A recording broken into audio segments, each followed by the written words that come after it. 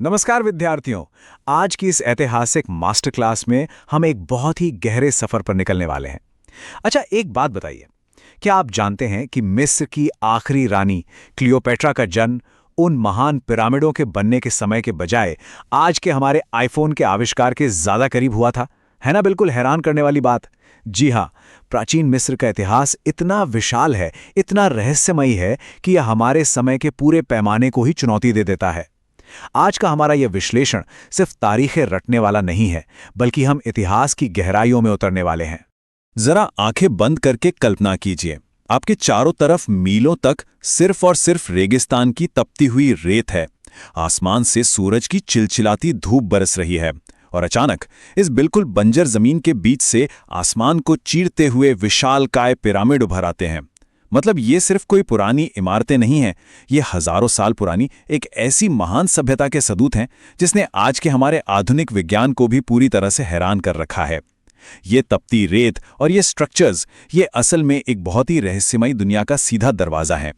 Okay, तो चलिए इसमें गहराई से उतरते हैं। सबसे बड़ा सवाल, क्या ये विशाल पिरामिड वाकई इंसानों ने बनाए थे या फिर इसके पीछे किसी और ही ताकत का हाथ था? इतनी महान सभ्यता आखिर अचानक खड़ी कैसे हो गई?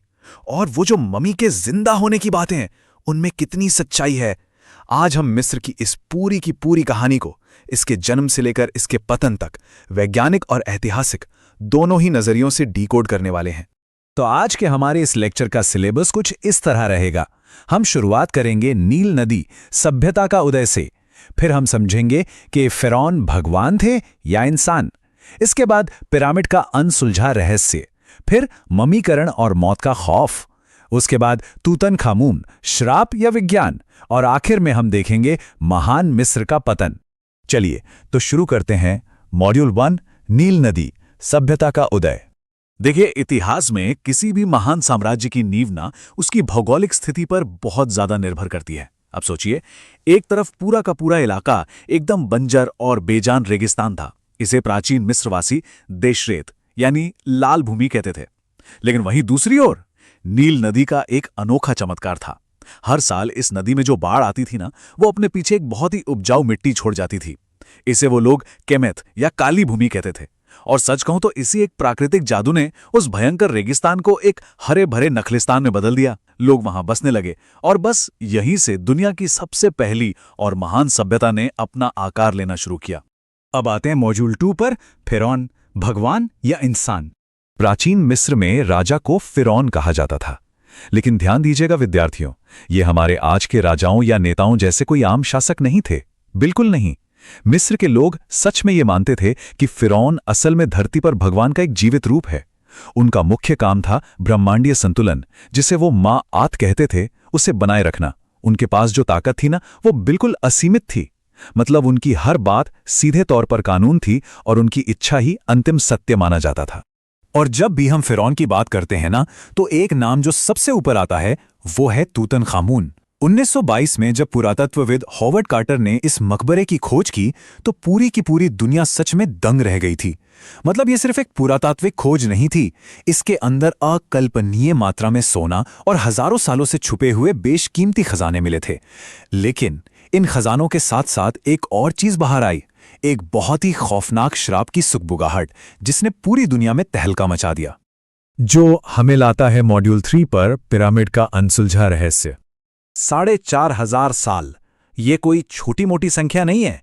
ये उम्र है ग्रेट पिरामिड ऑफ गीजा की। जरा परिप्रेक्ष्य में सोचकर देखिए, आज से 4500 साल पहले जब इंसान ने ठीक से पहिए का भी विकास नहीं किया था, तब इन विशाल संरचनाओं को खड़ा कर दिया गया था। हम यहां कोई छोटी मोटी ईंटों की बात नहीं कर रहे हैं, हम टनों भारी पत्थरों की बात कर रहे हैं। बिना किसी आधुनिक मशीनरी के, क्रेन या बुलडोजर के, इतने भारी पत्थरों को इतनी ऊंचाई पर आखिर कैसे रखा गया होगा? ये आज भी विज्ञान के लिए एक बहुत बड़ा रहस्य है। अब जो बात यहाँ वाकई बहुत दिलचस्प है वो ये है कि ये अजूबा आज हमें दो बिल्कुल अलग विचारधाराओं के सामने लाके खड़ा कर देता है। एक तरफ हमारा अकादमिक विज्ञान है जो इसे विशुद्ध रूप से प्राचीन मानव इंजीनियरिंग का एक शानदार कमाल मानता है। उनका मजबूत तर्क है कि ये हजारों मजदूरों की सालों की कड़ी मेहनत और उनकी बेजोड़ बुद्धि का नतीजा था।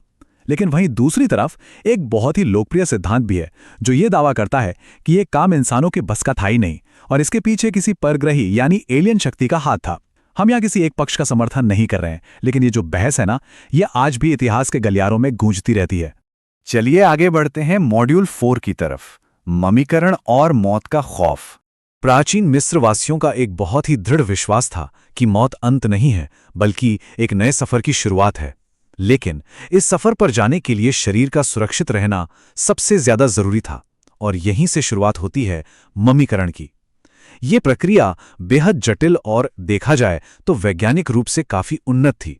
सबसे पहले शरीर के अंदरूनी अंगों को बहुत ही सावधानी से निकाल के खास तरह के कैनोपिक जार्स में सुरक्षित रख दिया जाता था। फिर शरीर की पूरी नमी सोखने के लिए एक खास नमक, जिसे नेट्रॉन कहते हैं, उसका लेप लगाया जाता था और आखिर में उसे पट्टियों से लपेट दिया जाता था। ये सच में मौत को धोखा देने की एक कला थी।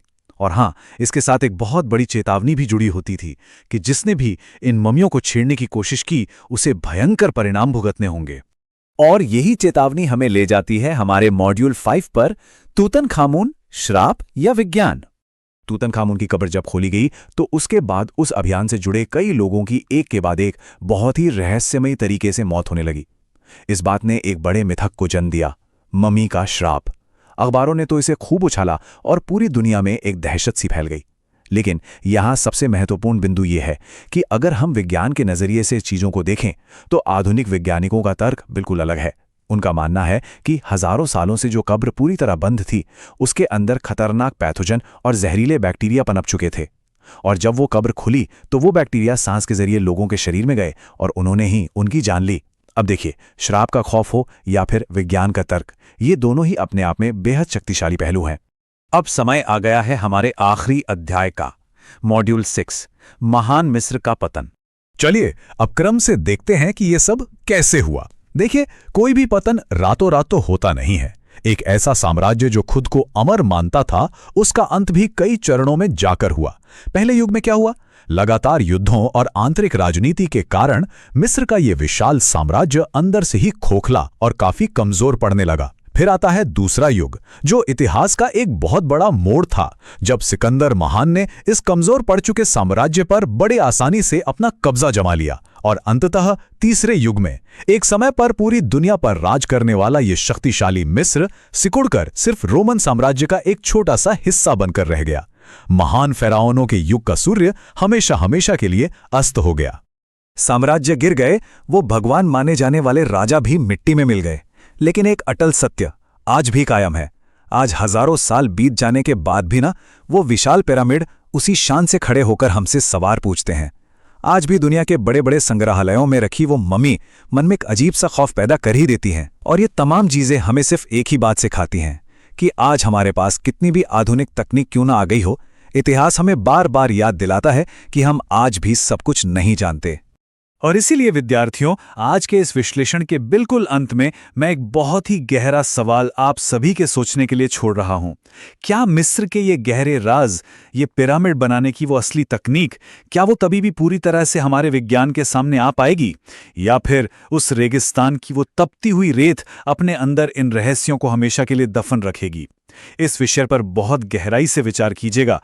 और हाँ, इतिहास की इन बारीक परतों को पूरी तरह समझने के लिए मैं चाहूंगा कि आप इस मास्टर क्लास को दोबारा जरूर देखें। आज के इस ऐतिहासिक सफर में हमारे साथ जुड़ने के लिए बहुत बहुत धन्यवाद।